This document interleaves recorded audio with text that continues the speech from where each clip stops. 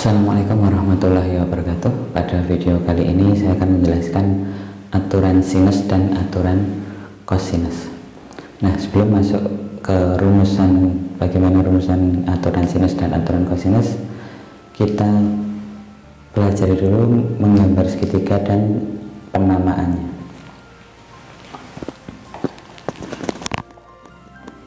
Misalnya ada segitiga ini.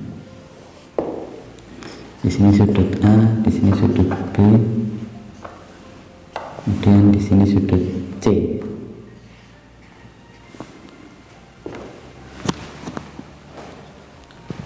Maka di antara sisi atau sisi AB ini bisa disebut dengan sisi C, tapi hurufnya kecil, C kecil. Kemudian sisi BC, nama lainnya adalah sisi A. Kemudian AC ini jadi B. Jadi cara menamakan sisinya itu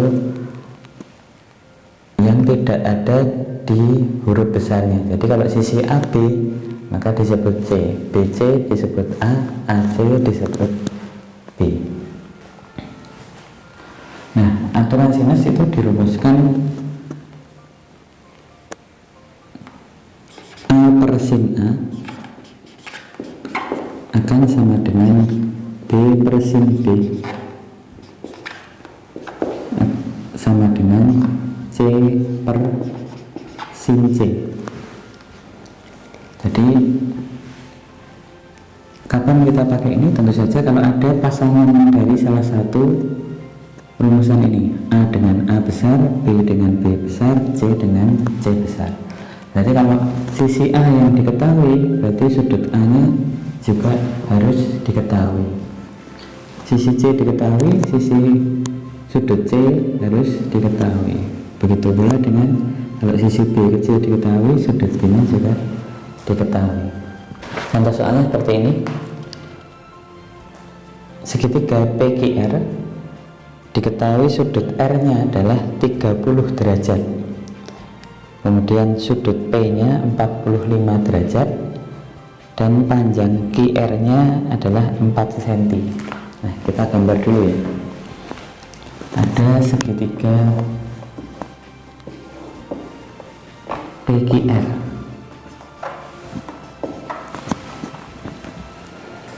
Kemudian tadi sudut R nya 30, sudut P nya 45. Di sini 30 derajat, sudut P nya 45 derajat. Kemudian ada sisi yang diketahui yaitu sisi QR. Sisi QR diketahui panjangnya adalah 4 cm. Ini 4 cm. Nah, ini kalau kita pakai huruf kecil berarti ini R kecil, ini jadi P kecil, yang ini jadi Q kecil. Nah, yang ditanyakan adalah panjang PQ. Panjang PQ ini. Yang ditanyakan berarti ini, panjang PQ atau sisi R-nya. Nah, di sini ada pasangan antara sisi dan sudut yang diketahui, yaitu sisi P dan sudut P. Maka kalau seperti ini akan cocok dengan rumus aturan sinus. Jadi kita carinya pakai P per sin P sama dengan yang dicari R ya, R per sin R. Masukkan angkanya, jadi 4 per sin 45 sama dengan R yang ditanyakan per sin 30. Sin 45 setengah akar 2, sin 30 itu setengah.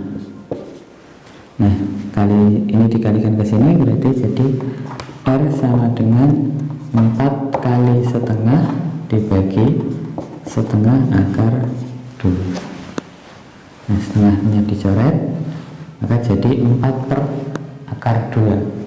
Kalau jawaban 4 per akar 2 tidak ada dipilihkan, maka harus dirasionalkan. Jadi 4 per akar 2 kali akar 2 per akar 2. Akar 2 kali akar 2, 2. 4 dibagi 2 berarti tinggal 2. Akar 2 yang atas ini masih. Jadi jawabannya 2 akar 2. Nah, itu contoh dari aturan sinus. Sekarang kita bahas aturan kosinus. Berbeda dengan aturan sinus, aturan kosinus ini digunakan jika diketahui dua sisi dan satu sudut yang diapit oleh dua sisi tadi.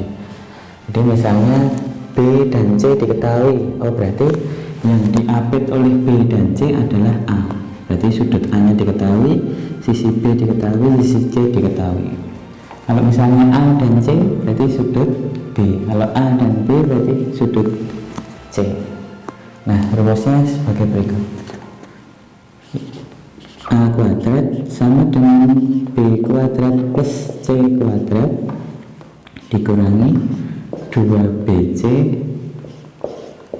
cos A.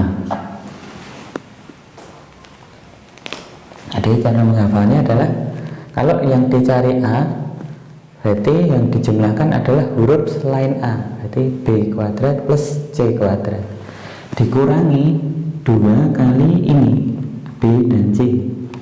Kemudian kosinus ini tadi yang dicari A berarti sudutnya sudut A. Atau misalnya kalau yang ditanyakan sudut A berarti cos A sama dengan B kuadrat plus C kuadrat min A kuadrat per 2BC. Nah, kalau yang dicari B bagaimana? Sama ya. Jadi kalau yang dicari B kuadrat sama dengan yang tidak ada berarti A dan C, A kuadrat plus C kuadrat min 2 ini AC cos B.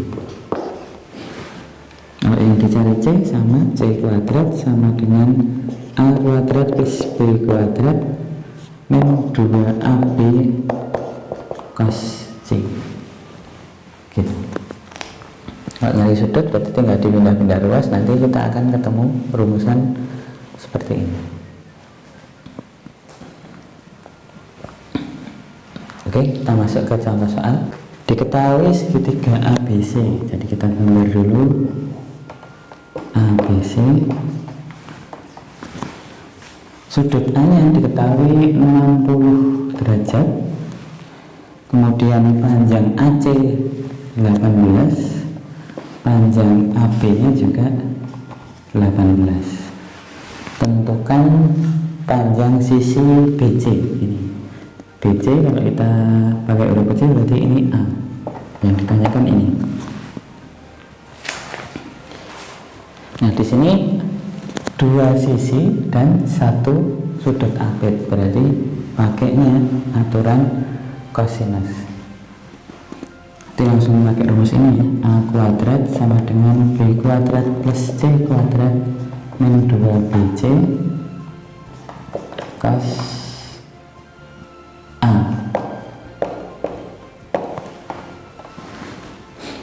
Masukkan angkanya.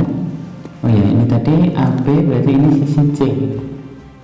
Sisi C kecil, yang ini AC berarti ini sisi B. Nah, berarti B nya 18 kuadrat plus C juga 18 kuadrat min 2 18 cos A cos 60.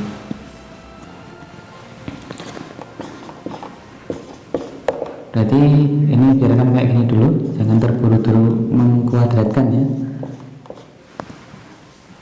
Jadi 2 kali 18 kuadrat, 18 kali 18 cos 60 nilainya adalah setengah. Jadi ini coret. Nah, 18 kuadrat plus 18 kuadrat min 18 kuadrat berarti tinggal 18 kuadrat. Nah, A kuadratnya 18 kuadrat, berarti A sama dengan akar dari 18 kuadrat, maka balik lagi jadi 18.